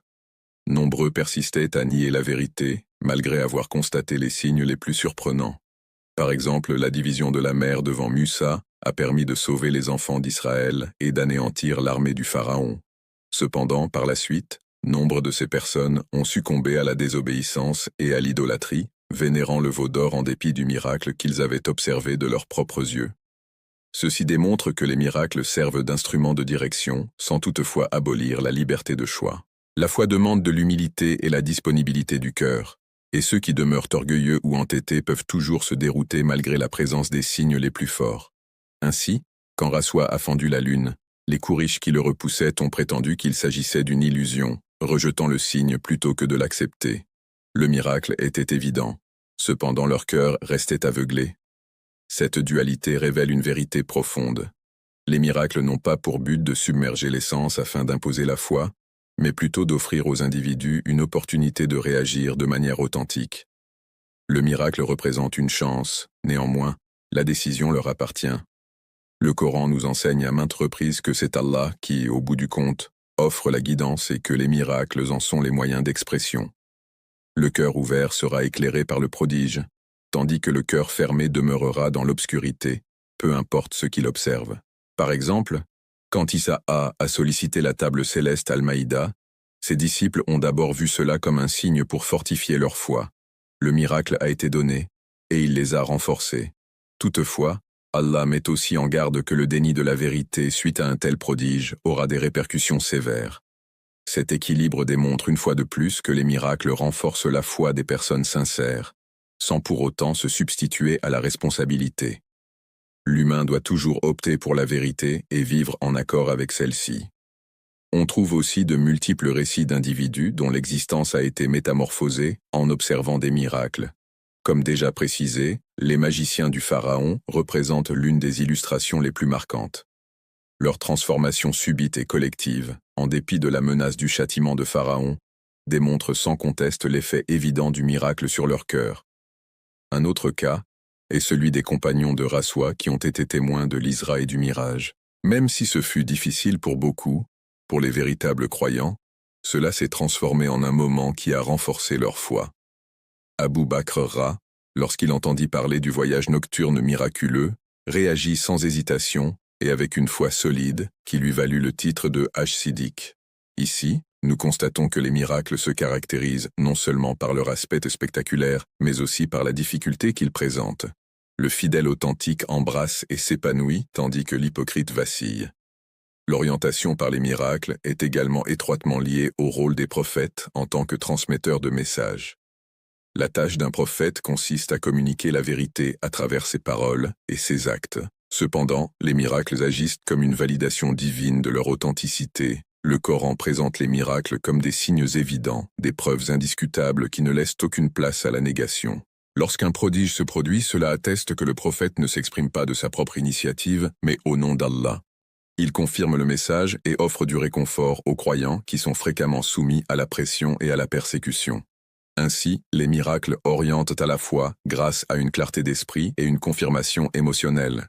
Ils rassurent les hésitants, consolident la résolution des croyants et représentent un enjeu crucial pour les incrédules. Par ailleurs, le refus des miracles, malgré leur évidence, témoigne que l'orientation ne se limite pas à une preuve extérieure, mais implique également la condition interne de l'esprit. Pharaon observa le bâton de Musa, les plaies qui s'abattirent sur l'Égypte et la mer qui se sépara sous son regard. Et il demeura impertinent jusqu'à ce que la mort le frappe. Le Coran affirme que c'est uniquement lorsque la noyade le submerge qu'il professe. Il ne nie pas la responsabilité humaine. Le miracle indique la voie, mais c'est à l'individu de l'arpenter. En considérant cette dynamique, on réalise que les miracles satisfont plusieurs niveaux d'orientation. À première vue, Ils affichent la force divine et attestent la véracité de la prophétie. Sur un plan plus profond, ils perçoivent l'authenticité de ceux qui en sont les témoins, distinguant les humbles des prétentieux. Ces récits de miracles sont conservés dans les textes sacrés afin que nous puissions les méditer et qu'ils servent d'enseignement pour les générations futures. Même si nous ne sommes pas témoins du bâton de Moussa ou des guérisons d'Issaïe, ces histoires nous orientent en rappelant la force, la compassion et l'équité d'Allah. De ce fait, les miracles continuent de nous orienter au fil du temps, dépassant l'instant de leur apparition. Au final, dans l'islam, la vision des miracles ne se focalise pas sur le caractère spectaculaire, mais plutôt sur la direction. Ce sont des gestes de compassion qui apportent de la lumière lors des doutes, de la puissance lors des faiblesses et une provocation face à l'arrogance. Ils soulignent la frontière entre les contraintes humaines et la force divine, mettant en évidence que les prophètes reçoivent uniquement le soutien d'Allah. Cependant, tout en faisant cela, ils respectent la dignité du libre arbitre humain en évitant d'imposer une croyance. Les individus sincères voient leur cœur s'illuminer, tandis que ceux qui sont têtus trouvent toujours une justification pour se détourner. Cet équilibre est le reflet de la sagesse d'Allah. L'orientation est à portée de main, les indices sont évidents, mais c'est à l'individu d'en assumer la responsabilité. Depuis le début de la révélation jusqu'à maintenant, le Coran lui-même a été le miracle islamique le plus persistant. À la différence des miracles souvent attribués aux prophètes dans le passé, qui étaient généralement restreints à un certain peuple ou à une période spécifique, le Coran reste un témoignage éternel qui dépasse les barrières géographiques, culturelles et générationnelles. Ce n'est pas simplement un manuel d'instruction, c'est une œuvre miraculeuse toujours vivante, conservée dans sa langue, sa structure et sa profondeur, qui défie l'humanité à travers les âges à réaliser quelque chose de comparable. Le Coran lui-même lance ce défi à différents moments, soulignant aux fidèles, tout comme aux non-croyants, que même si tous les êtres humains et les djinns s'unissaient pour créer quelque chose de comparable, ils ne réussiraient pas. Ce défi n'est pas purement rhétorique. Il a perduré à travers le temps, sans égal parmi les poètes, les philosophes ou les scientifiques. Le Coran persiste à révéler de nouvelles facettes de signification à mesure que l'humanité évolue, soulignant que son miracle ne se limite pas au passé, mais est également vibrant dans le présent et l'avenir. Le caractère miraculeux du Coran ne réside pas uniquement dans son éloquence sans pareille en arabe, mais également dans son influence à multiples facettes. Pour les Arabes à l'époque de Razwa, la force du langage était suprême. L'art oratoire et la poésie étaient perçus comme les formes d'art et d'expression intellectuelle les plus élevées. Quand le Coran a été révélé, il a même stupéfié les poètes les plus éminents qui ont admis que son rythme, sa sélection de mots et sa richesse de signification étaient inimitables. Les experts en rhétorique ont immédiatement reconnu qu'il ne s'agissait pas d'un discours humain. La structure des mots du Coran touche l'âme d'une façon qu'aucun poème ne peut égaler, combinant beauté et force, simplicité et profondeur. Pour ce groupe, c'était la démonstration la plus évidente que le message provenait d'une source transcendantale à l'humain. Cependant, l'émerveillement du Coran ne se limita pas à la seule éloquence. Il s'est transformé en quelque chose de bien plus vaste, capable de répondre aux besoins intellectuels de l'humanité à travers les âges. Avec le temps, les individus ont commencé à percevoir de nouvelles perspectives dans le Coran qui dépassaient sa splendeur linguistique. Un des éléments les plus captivants est la manière dont les passages coraniques correspondent aux découvertes scientifiques qui ne sont souvent révélées que plusieurs siècles plus tard. Par exemple, le Coran illustre les phases de l'évolution embryonnaire dans l'utérus. Nous avons façonné l'homme à partir d'un morceau d'argile. Puis, nous l'avons placé comme une goutte d'eau dans un réceptacle solide. Par la suite, nous avons modelé la goutte en une adhérence, puis celle-ci en une masse, et finalement, la masse en os. Ensuite, nous avons habillé les os de chair et produit une autre œuvre. Les versets 12 à 14 de la sourate Al-Mu'minun décrivent un processus que l'embryologie moderne, grâce à la microscopie et à la technologie, a pu confirmer avec une précision remarquable. À l'époque de la divulgation, cette information était hors d'atteinte. Personne ne serait capable de saisir les mécanismes dissimulés dans l'utérus avec une telle exactitude. Néanmoins, le Coran l'évoquait comme une preuve évidente de la science divine. Pour une audience contemporaine, c'est toujours un exemple frappant de la façon dont le Coran persiste à dévoiler son caractère prodigieux au fur et à mesure que le savoir humain s'étend. Un autre exemple serait la référence du Coran à l'élargissement de l'univers. Dans la sourate ADH d'Adari 547, il est écrit « Et nous avons bâti le ciel avec puissance, et en effet, c'est nous qui l'étendons ». Durant de nombreux siècles, ce verset a suscité la curiosité des commentateurs, car le concept d'un univers en constante expansion était inconcevable. Toutefois, au cours du XXe siècle, grâce à l'avancement de l'astrophysique et à la découverte de galaxies qui s'écartent les unes des autres, la science a validé ce que le Coran avait affirmé plus d'un millénaire auparavant. Encore une fois, un verset qui paraissait énigmatique s'est transformé en un symbole de l'harmonisation prodigieuse du Coran avec les vérités inhérentes à la création. Ce n'est pas une coïncidence. C'est une des fonctions du Coran en tant que miracle éternel qui dévoile constamment de nouvelles significations à chaque époque. Analogiquement, le Coran évoque la séparation entre deux volumes d'eau qui ne se fusionnent pas. Dans la sourate Ar-Rahman 55-120, il est écrit « Il a permis aux deux mers de se retrouver. Il existe entre elles une barrière qu'elles ne traversent pas. » Les océanographes contemporains ont observé le phénomène des estuaires, où l'eau douce et l'eau salée se croisent sans toutefois se mélanger sur le champ en raison de leur différence de densité, de salinité et de température.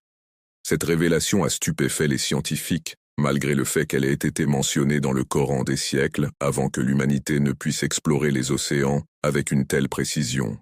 Ces versets ne dévoilent pas uniquement la sagesse divine présente dans le Coran, ils rappellent aussi que chaque génération découvrira constamment de nouveaux signes en lien avec son propre avancement. L'un des aspects remarquables du Coran est sa capacité à offrir une orientation dans les domaines moraux, sociaux et spirituels qui demeurent pertinents au fil du temps. Au fur et à mesure que la science progresse, les préceptes éthiques du Coran restent inchangés, abordant la nature humaine dans sa dimension fondamentale. Que l'on parle de justice, de pitié, de famille ou de gouvernance, le Coran propose des principes qui transcendent les fluctuations du système de pensée humain. Cette éternité est en elle-même un miracle. Comment un ouvrage dévoilé dans l'Arabie du 7e siècle peut-il encore apporter des réponses aux sociétés contemporaines du 21e siècle? Les enseignements du Coran résonnent dans chaque culture, proposant des réponses qui transcendent les contraintes de temps et d'espace. Par ailleurs, le Coran se modifie en fonction des défis intellectuels de chaque époque. Dans les siècles initiaux, le défi résidait dans l'éloquence et la poésie. Par la suite, ce fut la philosophie et la logique.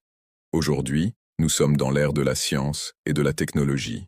Et à chaque période, le Coran s'exprime dans une langue qui répond aux interrogations de l'époque, dévoilant des aspects que les générations précédentes n'ont peut-être pas entièrement compris. Par exemple, dans une ère obsédée par le matérialisme, le Coran met l'accent sur le caractère transitoire des biens matériels et sur la signification de la vie éternelle future. Dans une ère où l'équité sociale est recherchée, les valeurs coraniques de l'égalité, de la générosité et de la justice se révèlent plus pertinentes que jamais. Dans un domaine de recherche scientifique, ces allusions aux phénomènes naturels démontrent une concordance entre la révélation et l'univers naturel. Pour ceux de foi, cela démontre que le Coran n'est pas une œuvre figée, mais un miracle en constante évolution. Ces versets restent constants, cependant, l'interprétation humaine progresse, et à chaque nouvelle étape, la véracité du Coran s'avère plus manifeste. C'est pour cette raison que, tout au long des siècles, les musulmans ont vu dans le Coran non seulement un guide, mais également une démonstration directe de l'existence et de la sagesse d'Allah. Il défie les sceptiques non seulement grâce à son éloquence incomparable, mais aussi par sa capacité à demeurer pertinent et frais au fil du temps. En y réfléchissant, on réalise que le miracle du Coran est incomparable dans l'ensemble de l'histoire humaine. Alors que le bâton de Moussa, les miracles d'Isa et la division de la lune ont été puissants et incontestables. Ils étaient contraints par le temps et l'espace, se contentant d'être témoins de ceux qui étaient là. Par contre, le Coran est ouvert à tous ceux qui souhaitent le lire, méditer et réfléchir sur ses signes. Son miracle demeure constamment accessible pour être étudié par chaque génération, que ce soit à travers l'étude du langage, la recherche scientifique ou l'expérience personnelle spirituelle. Cet aspect universel contribue à ce qui en fait le miracle le plus grand. Un phénomène qui continue d'orienter des millions et demeure sans pareil, même alors que l'étendue des connaissances humaines continue de croître. En considérant le Coran comme un miracle perpétuel, nous discernons aussi comment il jette les fondations pour comprendre les miracles dans une perspective contemporaine. L'univers contemporain est riche en progrès scientifiques, en force technologique et en idéologie rationaliste. Nombreux sont ceux qui considèrent les miracles comme des vestiges du passé, dépourvus de pertinence dans un monde où la science parvient à expliquer une multitude de phénomènes.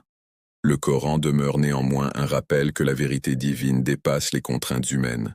Il réduit l'écart entre la croyance et la connaissance, nous rappelant que plus notre compréhension de l'univers s'approfondit, plus nous sommes conduits vers son Créateur.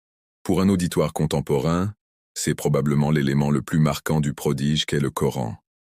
Il nous encourage à explorer, réfléchir et interroger afin de découvrir Allah à travers l'histoire de l'islam. Une interrogation naturelle s'est toujours posée.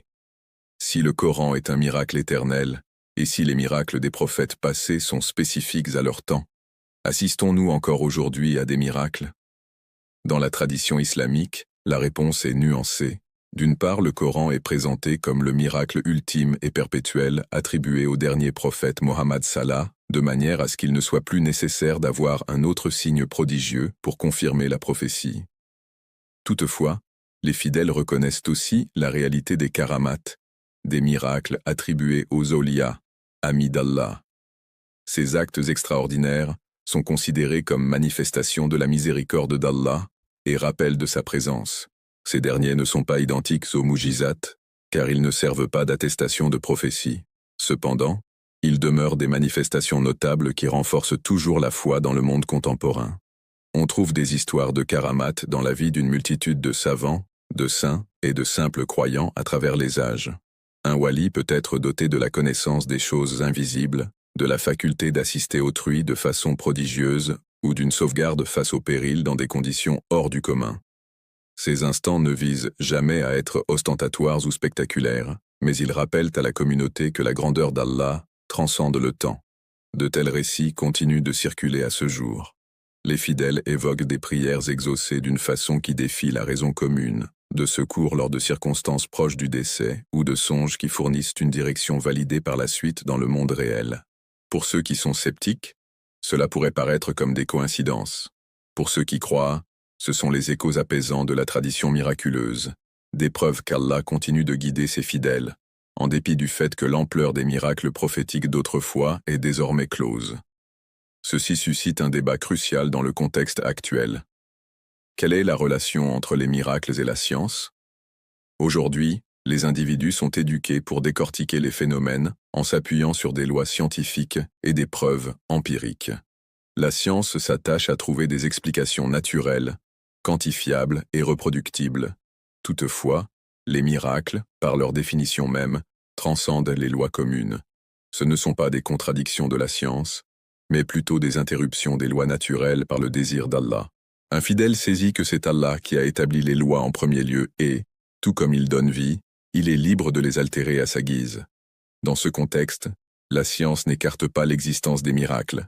Elle se concentre plutôt sur les modèles habituels de la création, alors que les miracles démontrent la souveraineté exceptionnelle du Créateur. Il ne s'agit donc pas d'une contradiction entre le miracle et la science, mais plutôt d'une complémentarité. La science s'intéresse à la manière dont se produisent les phénomènes, tandis que les miracles soulèvent des questions sur les raisons de ces événements. Par exemple, la science décrit le processus de formation de la pluie par les étapes d'évaporation, de condensation et de précipitation. Cependant, un miracle, comme des précipitations inattendues qui viennent à la rescousse d'une communauté frappée par la sécheresse suite aux prières d'un prophète, témoigne de l'intervention directe d'Allah imposant sa volonté sur les phénomènes naturels. Il est possible que les personnes contemporaines aient la tendance à considérer les miracles comme de la superstition. Néanmoins, le Coran nous réitère que les signes d'Allah sont omniprésents, et que ceux qui limitent tout à des interprétations matérielles sont susceptibles de passer à côté de la vérité suprême. Par ailleurs, dans notre époque contemporaine, la science a ouvert de nouvelles perspectives pour apprécier le caractère miraculeux. Réfléchissons à la manière dont les avancées en physique, en cosmologie et en biologie exposent des complexités qui surpassent largement la capacité de compréhension humaine. L'affinement exact de l'univers, les détails fins de l'ADN, l'étendue colossale du cosmos. Ces faits, bien qu'ils soient présentés sous un angle scientifique, suscitent une peur qui évoque l'émerveillement autrefois provoqué par les miracles classiques. Pour beaucoup de fidèles, L'existence même d'une telle exactitude et harmonie constitue en elle-même un miracle témoignant d'un dessein divin. Ainsi, la science contemporaine ne supprime pas le miraculeux, mais en élargissant son champ d'application, révèle que ce que nous considérons fréquemment comme banal est riche en preuves divines. Parallèlement, la tradition islamique nous met en garde de ne pas baser notre foi uniquement sur les miracles. Le Coran souligne à maintes reprises que la véritable guidance ne se trouve pas uniquement dans les signes, mais aussi dans l'ouverture du cœur à la vérité. Les miracles peuvent se manifester sous vos yeux, mais sans humilité et sincérité, ils ne conduiront pas à la foi. Les Kourish ont observé la lune se briser, mais nombreux sont ceux qui ont disqualifié cela comme étant de la sorcellerie. Le pharaon a observé la mer se fendre, pourtant il a persisté dans son arrogance. Dans le contexte contemporain, cet enseignement est plus d'actualité que jamais. Un individu est susceptible d'observer une multitude de signes, qu'ils proviennent du cosmos, de prières exaucées ou d'événements hors du commun. Cependant, si son cœur demeure hermétique, ces éléments seront soit expliqués, soit négligés. La foi ne se fonde donc pas sur le spectacle, mais sur la soumission. Les miracles ne font que consolider et attester ce que le cœur est disposé à recevoir. La question se pose alors, quel est l'impact des miracles aujourd'hui dans un monde dominé par le rationalisme, le scepticisme et la prétention scientifique? La réponse se trouve dans la nature même de l'humanité. Peu importe le degré d'avancement de la société, les individus recherchent constamment un sens qui dépasse le matériel. La technologie a la capacité d'étendre la vie, cependant elle n'est pas en mesure de fournir une réponse à la question fondamentale de l'existence de la vie. La science est capable de décrire les processus, cependant, elle n'est pas en mesure d'offrir la finalité ultime. Les miracles nous rappellent cette dimension transcendante qui perce les strates du matérialisme pour éveiller l'esprit. On nous explique que la vie ne se limite pas à ce qui est quantifiable, mais englobe également ce qui dépasse la mesure. Pour le fidèle, chaque prière exaucée, chaque instant de soutien céleste, chaque expérience incompréhensible de grâce se transforme en un miracle individuel orientant l'âme davantage vers Allah. Ainsi, le Coran demeure le plus grand miracle puisqu'il persiste à offrir cette orientation pour toutes les époques. Il fait le lien entre la foi traditionnelle et l'interprétation contemporaine, entre la révélation divine et la rationalité. Tandis que d'autres merveilles relevaient du passé, le Coran demeure actuel, vibrant et à la portée de tous. Ces versets conservent leur pertinence pour un scientifique du XXIe siècle tout comme pour un poète du VIIe siècle. Pour certains, l'élégance de son langage peut être un indice. Pour certains, son accord avec les découvertes scientifiques peut être un indicateur. Pour un autre, la profondeur spirituelle pourrait être l'indicateur. Chaque cœur reçoit selon ses besoins et c'est dans cette distribution personnalisée qu'il trouve son universalité. Par conséquent, lorsqu'on aborde le sujet des miracles dans notre contexte actuel, il devient évident qu'ils ne sont pas des vestiges d'une époque passée.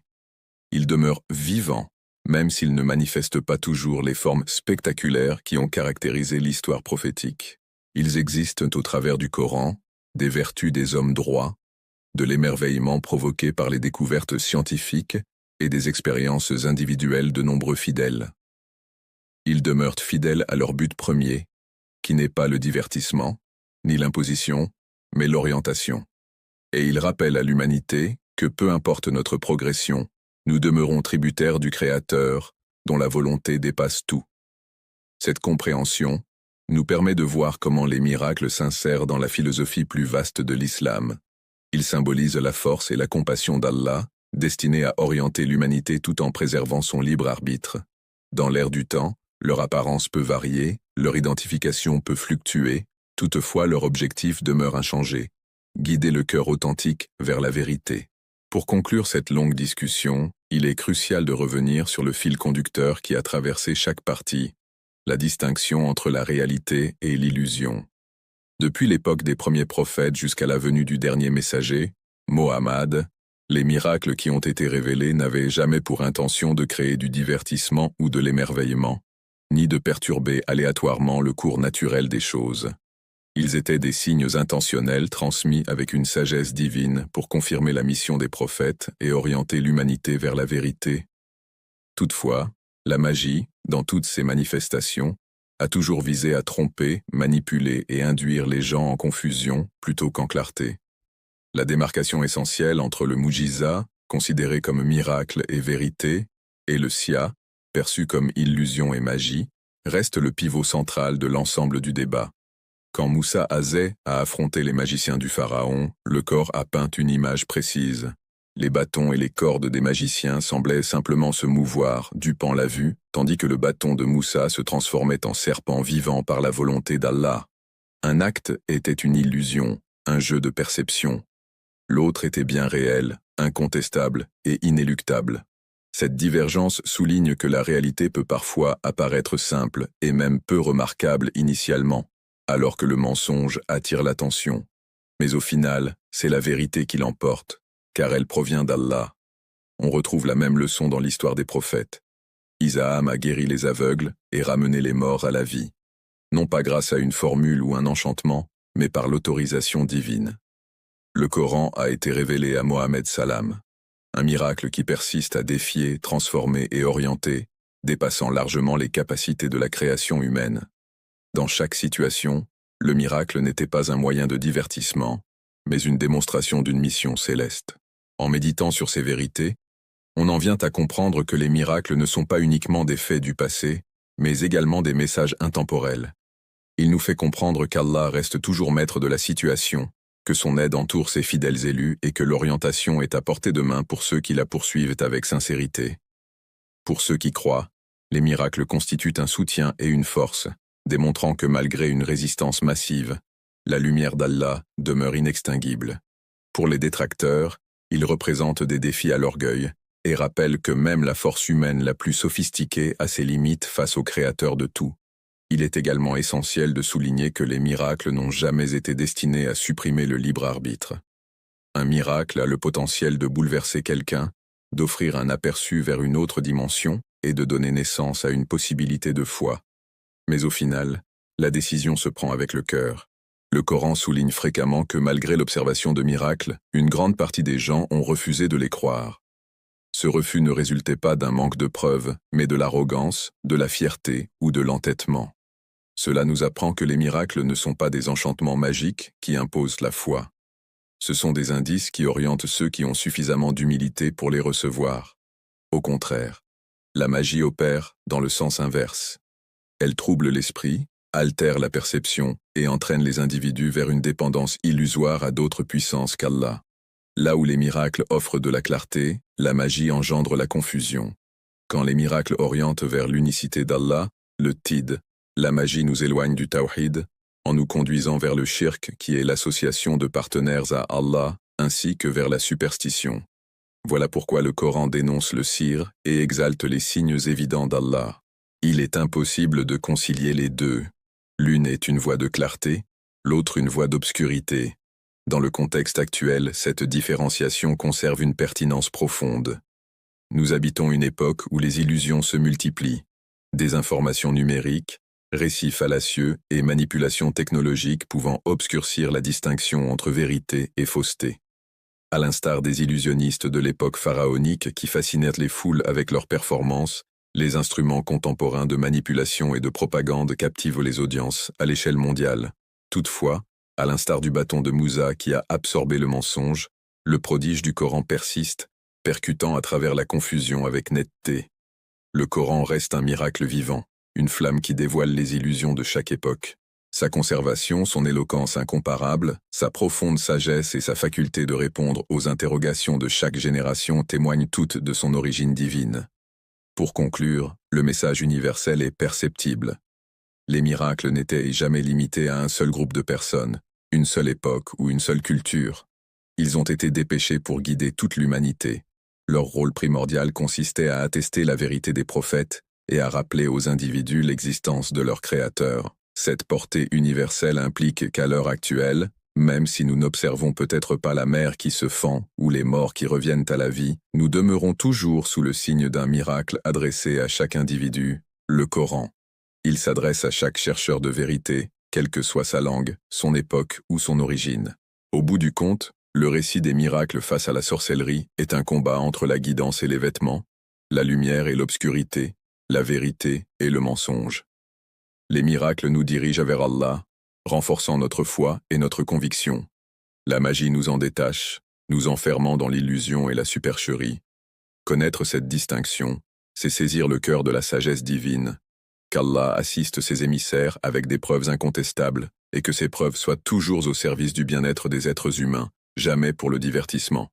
Ainsi, la conclusion n'est pas uniquement théorique, mais aussi d'une grande portée pratique. Chaque individu doit se poser la question, suis-je en train de courir après des illusions, ou suis-je en train de me soumettre à la réalité? Est-ce que je me laisse séduire par ce qui est fugace, ou est-ce que je poursuis ce qui est intemporel? Les miracles nous font comprendre qu'Allah est plus près de nous que nous ne l'imaginons, et que la lumière est constamment offerte à ceux qui accueillent avec un cœur ouvert. Tous les prophètes, appuyés par leurs miracles, délivrent le même message. Adorer Allah seul, vivre selon sa vérité et rejeter la tromperie sous toutes ses formes. C'est là l'enseignement suprême.